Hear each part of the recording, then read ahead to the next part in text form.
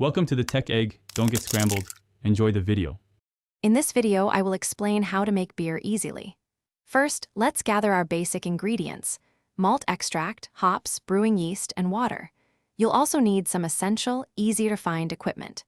The key to great beer is sanitation, so we'll cover how to clean everything properly. We'll then walk through the simplified brewing steps, from mixing your wort to fermentation and bottling, ensuring a delicious homemade brew with minimal fuss. For easy home brewing, you don't need a lot of fancy gear. A 5-gallon food-grade bucket with a lid makes an excellent fermenter.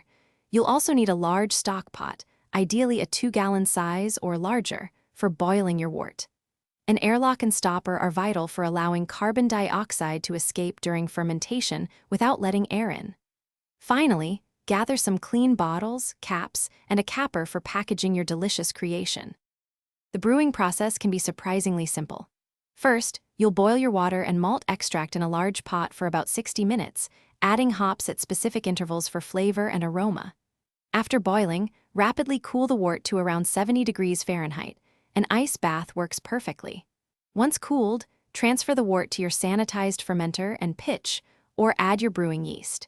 This yeast will begin the magical process of converting sugars into alcohol. After pitching the yeast, let your beer ferment for approximately 2 weeks at a consistent room temperature, ideally between 65 and 70 degrees Fahrenheit. Once fermentation is complete, it's time to bottle. Before filling your bottles, add a small, measured amount of priming sugar to each. This sugar will create natural carbonation in the bottle. Cap them securely and let them condition for another 2 weeks, then chill and enjoy your homemade brew. Thanks for watching. Consider subscribing if I helped unscramble your problems.